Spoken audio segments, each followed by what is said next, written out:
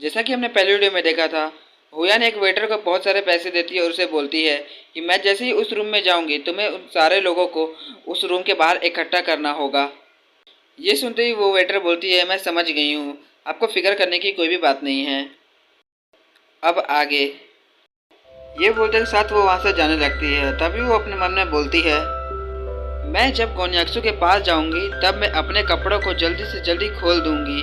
इससे जितने भी वहाँ पर गेस्ट आएंगे वो सब उन्हें देखेंगे और फिर गोन्याक्सू सबको समझा तो नहीं पाएगा और फिर वो ठग हार के हार जाएगा।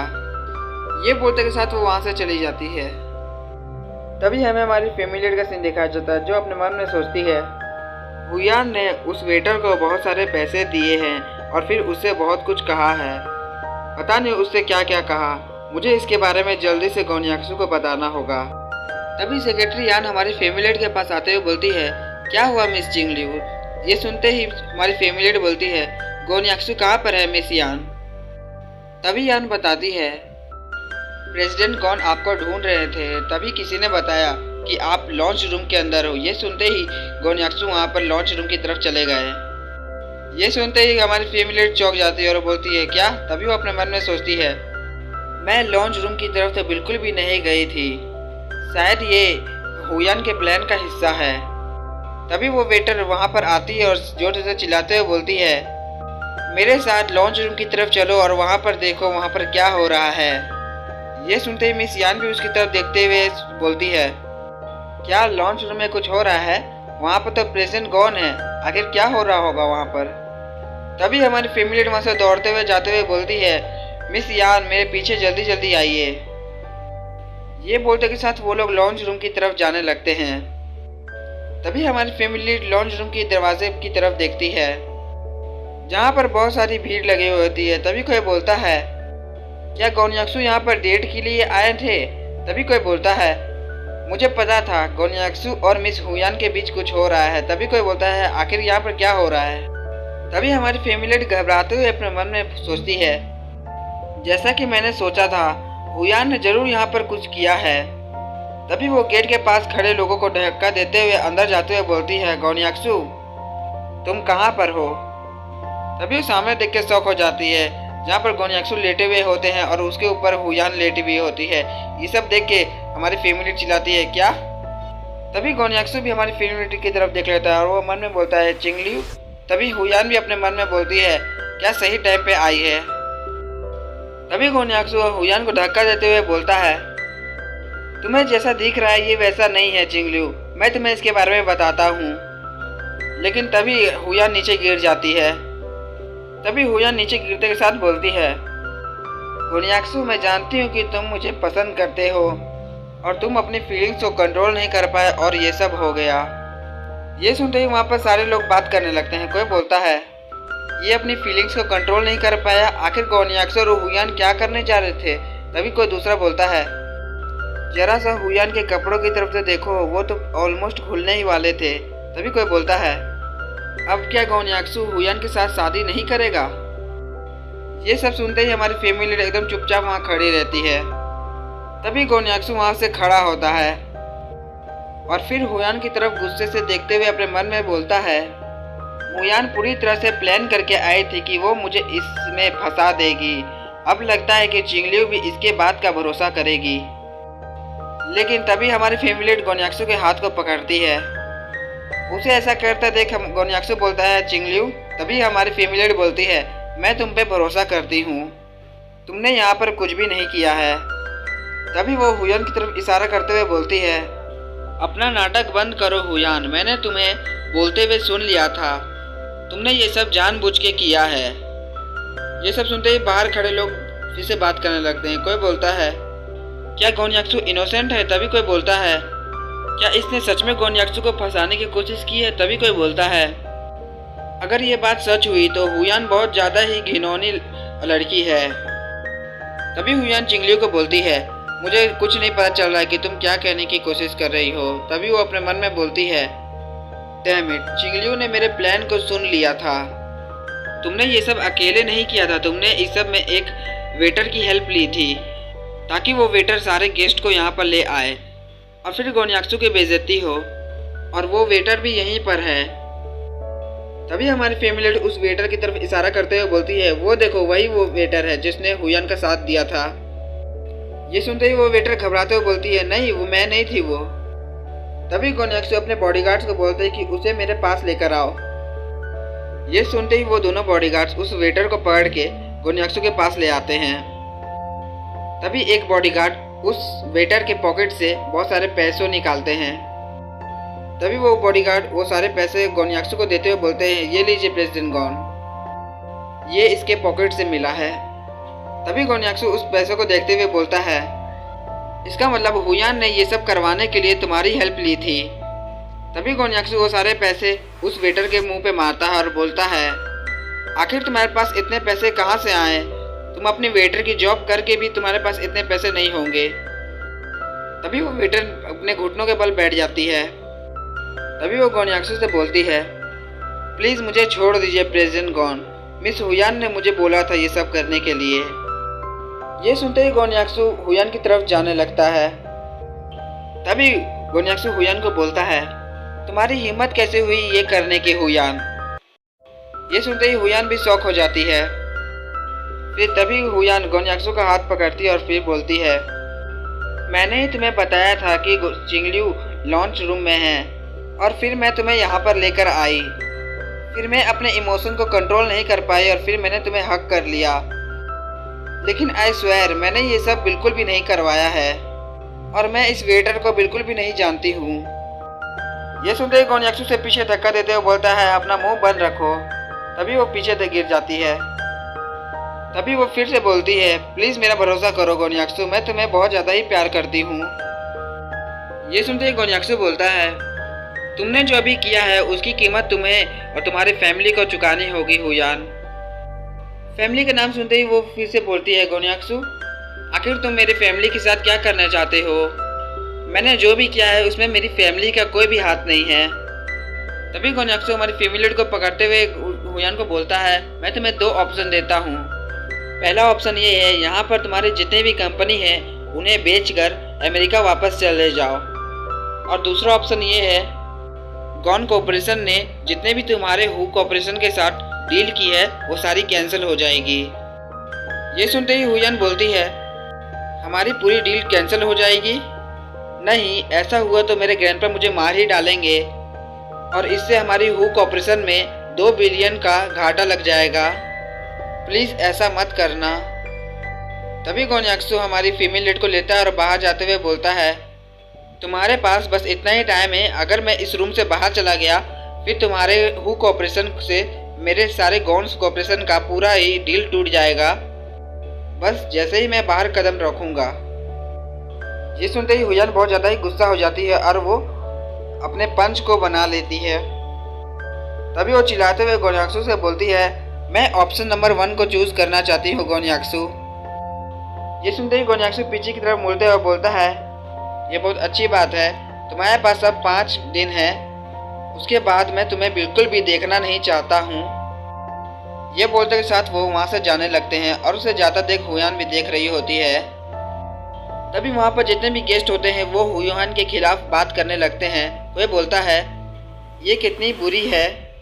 तभी कोई बोलता है, आखिर ऐसी इसकी हिम्मत कैसे हुई गोन्याक्सू को ऐसे फंसाने की। तभी कोई बोलता है, हुयान गोन्याक्सू से शादी करना चाहती थी इसलिए वो पागल हरकतें करने लगी है। उन लोगों की सारी बातें सुन के हुयान को बहुत ज़्यादा ही गुस्सा आता है। तभी वो अपने मन में बोलती है, उस जिंगलियों ने मेरे सारे प्लान को बर्बाद कर दिया, मैं उसे बिल्कुल भी नहीं छोड़ूंगी। फिर हमें गोन्याक्सू और हमारी फैमिली को दिखाया जाता है जो वहाँ से जा रहे होते हैं। तभी हमारी फैमिली गोन्याक्सू से बोलती है, क्या तुम अभी भी बहुत गुस्सा हो? ये सुनते ही गोन्याक्सू वहाँ पर रुक जाता है और पीछे की तरफ मुड़ जाता है। तभी गोन्याक्सू हमारी फैमिली को बोलता है, मुझे बिल्कुल भी फ़र्क नहीं पड़ता कि वो लोग मेरे बारे में क्या सोचते हैं। अगर तुम इसकी बात में भरोसा कर लेती और तुम फिर मुझे छोड़ के किसी और कंट्री में भाग जाती तो फिर मैं क्या करता। ये सुनते ही हमारी फैमिली दूसरी तरफ मुंह घुमाते हुए शर्माते हुए बोलती है, आखिर तुम ये क्या कह रहे हो, मैं ये ऐसा बिल्कुल भी नहीं करती। ये सुनते ही गोन्याक्सू हमारी फैमिली का हाथ पकड़ लेता है और फिर वो उसे अपनी तरफ खींच लेता है। फिर वो उसे बोलता है, लेकिन आज तुमने मेरे लिए जो भी किया है उसके लिए तुम्हें तो रिवॉर्ड देना जरूरी है। ये सुनते ही हमारी फीमेल बोलती है, ऐसी कोई बात नहीं है गोन्याक्सु। लेकिन गोन्याक्सु उसकी कोई बात नहीं सुनता और फिर उसे किस कर लेता है। फिर हमें दूसरे दिन का सीन दिखाया जाता है गोन्याक्सु के ऑफिस के अंदर, जहाँ पर गोन्याक्सु कल रात के बारे में सोच रहे होते हैं। तभी वो अपने मन में बोलते हैं, अब चिंगलियो भी मुझे एक्सेप्ट करने लगी है, अब हम लोग भी जल्दी ही साथ हो जाएंगे। तभी सेक्रेटरी यान ग्रैंडपा गॉन को अपने साथ ला रही होती है। तभी वो प्रेसिडेंट गॉन को बोलती है, प्रेसिडेंट गॉन आपसे मिलने के लिए सर गॉन आए हैं। ये सुनते ही गोन्याक्सु पीछे की तरफ मुड़ जाते हैं और वो अपने मन में सोचने लगते हैं, ग्रैंडपा आज मुझसे मिलने के लिए क्यों आए हैं। तभी गोन्याक्सु जल्दी से ग्रैंडपा के पास चले जाते हैं और फिर उन्हें बोलते हैं, ग्रैंडपा आप यहाँ पर क्यों आए हो, क्या आपको यहाँ पर कुछ काम था। तभी ग्रैंडपा बोलते हैं, मैं बस यहाँ पर घूमने के लिए आया हूँ, बहुत समय हो गया मैं यहाँ पर नहीं आया। तभी गोन्याक्सु पीछे की तरफ मुड़ जाते हैं और फिर सेक्रेटरी यान को कहते हैं, अब तुम्हें यहाँ से जाना चाहिए। ये सुनते ही सेक्रेटरी यान बोलती है, ठीक है सर, और वो वहाँ से चली जाती है। फिर गोन्याक्सु ग्रैंडपा को वहाँ पर सोफे में बैठाते हैं और फिर उनके लिए चाय लाते हैं। तभी ग्रैंडपा गॉन कहते हैं, असल में ये बात है, मैं यहाँ पर 2 काम के लिए आया था। पहला काम तो ये था कि मुझे अपने मेल में लिखवाना था कि मेरे मरने के बाद मेरे जितने भी शेयर्स हैं वो तुम्हारे शेयर्स में ट्रांसफ़र हो जाएंगे। ये सुनते ही गोन्याक्सु चाय ढालते हुए बोलते हैं, आपको ऐसा नहीं बोलना चाहिए ग्रैंडपा। तभी ग्रैंडपा बोलते हैं, मरना तो सबको एक दिन है, मैं इसके बारे में बिल्कुल भी फिक्र नहीं कर रहा हूँ, ना तुम्हें इसके बारे में करना चाहिए। तभी ग्रैंडपा गॉन खड़े होते हुए बोलते हैं, और मेरा दूसरा काम ये था, मैं चाहता हूँ कि तुम चिंगलियो को लंच के लिए इनवाइट करो, मैं उससे कुछ बातें करना चाहता हूँ। ये सुनते ही गोन्याक्सु बोलते हैं, चिंगलियो से आपको क्या बात करनी है ग्रैंडपा। ये सुनते ही ग्रैंडपा बोलते हैं, इतनी नर्वस होने की कोई भी बात नहीं है, मैं तुम दोनों को अलग करने के बारे में नहीं कहूँगा, तो बस तुम उसे बुला लो। ये सुनते ही गोन्याक्सु बोलता है, ठीक है मैं उसे कॉल कर लेता हूँ। ये बोलते के साथ वो गोन्याक्सु कॉल करने लगता है चिंगलियो को। तभी वो अपने मन में सोचता है, मुझे बिल्कुल भी नहीं पता है कि चिंगलियो का क्या रिएक्शन रहेगा जब वो यहाँ पर आके ग्रैंडपा को देखेगी। फिर हमें थोड़ी देर बाद एक रेस्टोरेंट का सीन दिखाया जाता है, जहाँ पर हमारी फैमिली तैयार होकर आई हुई होती है। तभी वो अपने मन में बोलती है, मैंने सोचा था कि गोन्याक्सु और मैं साथ में लंच करेंगे, वो भी घर में, लेकिन मैंने ये एक्सपेक्ट नहीं किया था कि वो मुझे लंच के लिए इनवाइट करेगा रेस्टोरेंट में। ये सोचते के साथ वो उस वेटर के पीछे जाने लगती है। तभी वो वेटर बोलती है, मिस चिंगलियो वो यहाँ पर है। ये सुनते ही वो बोलती है, थैंक यू। तभी वो गेट खोलते हुए अंदर आते हुए बोलती है, गोन्याक्सु मैं यहाँ पर आ गई हूँ। लेकिन वो जैसे ही गेट को खोलती है वहाँ देखती है गोन्याक्सु और ग्रैंडपा साथ में होते हैं। तभी वो अपने मन में बोलती है, गोन्याक्सु और ग्रैंडपा यहाँ पर क्या कर रहे हैं। तभी गोन्याक्सु उसे देख लेता है और बोलता है, चिंगलियो आखिरकार तुम यहाँ पर आ चुकी हो। तभी हमारी फैमिली पीछे की तरफ मुड़ जाती है और अपने मन में सोचती है, आखिर ग्रैंडपा यहाँ पर क्या कर रहे हैं, अब मुझे यहाँ पर नहीं रहना है, अब मैं यहाँ से जाती हूँ। उसे ज़्यादा देख गोन्याक्सु आगे बढ़ता है और हमारी फैमिली का हाथ पकड़ते हुए बोलता है, चिंगलियो रुको। तभी हमारी फैमिली पीछे की तरफ मुड़ जाती है और बोलती है, आखिर तुमने मुझे कॉल पे क्यों नहीं बता दिया कि तुम्हारे ग्रैंडपा भी यहाँ पर हैं। ये सुनते ही गोन्याक्सु बोलते हैं, मेरे ग्रैंडपा तुमसे मिलना चाहते थे और मेरा प्रॉमिस है कि वो जी को तुमसे अलग करने के बारे में बिल्कुल भी बात नहीं करेंगे। ये सुनते ही हमारी फैमिली बोलती है, क्या सच में। ये सुनते ही गोन्याक्सु हमारी फैमिली के सर पे हाथ रखते हैं और बोलते हैं, ये सच है, मैं यहाँ पर हूँ ना, कुछ भी नहीं होगा। ये सुनते ही हमारी फैमिली मान जाती है और बोलती है, ठीक है। इतना बोलते के साथ वो रूम के अंदर आ जाते हैं।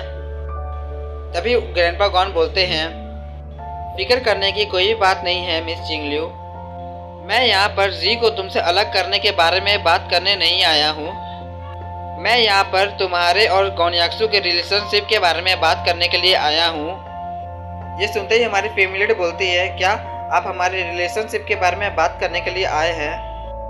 तभी गोन्याक्सु हमारी फैमिली को कुर्सी में बैठाते हुए बोलता है, बात को घुमा फिरा के मत बोलिए ग्रैंडपा, सीधा सीधी बोलिए।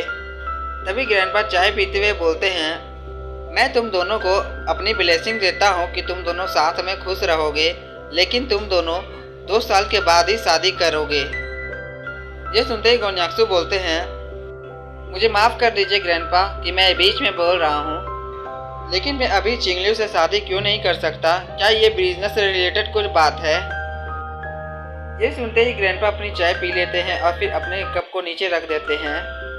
फिर ग्रैंडपा बोलते हैं, ये कोई भी बिजनेस से रिलेटेड कोई भी बात नहीं है। मैं ऐसा डिमांड कर रहा हूँ कि तुम दोनों 2 साल के बाद ही शादी करोगे। ये सुनते ही हमारी फैमिली शॉक हो जाती है और वो अपने मन में सोचती है, क्या गोन्याक्सू ने ग्रैंडपा के बात से एग्री किया है? तभी ग्रैंडपा हमारी फैमिली को बोलते हैं, मिस चिंगलियो, मुझे माफ़ कर दीजिए। लास्ट टाइम मैंने जो भी कहा था, मैंने आपको जो भी कहा था बिना कुछ सोचे समझे कहा था। ये सुनते ही हमारी फैमिली खड़े हो जाती है और बोलती है, इट्स ओके, माफ़ी तो मुझे मांगनी चाहिए आपसे, क्योंकि मैं उस समय गुस्से से आपसे बात कर रही थी। तभी ग्रैंडपा गॉन भी खड़े हो जाते हैं। तभी वो बोलते हैं, मेरे पास एक प्राइवेट विला है जो कंट्री ई में है।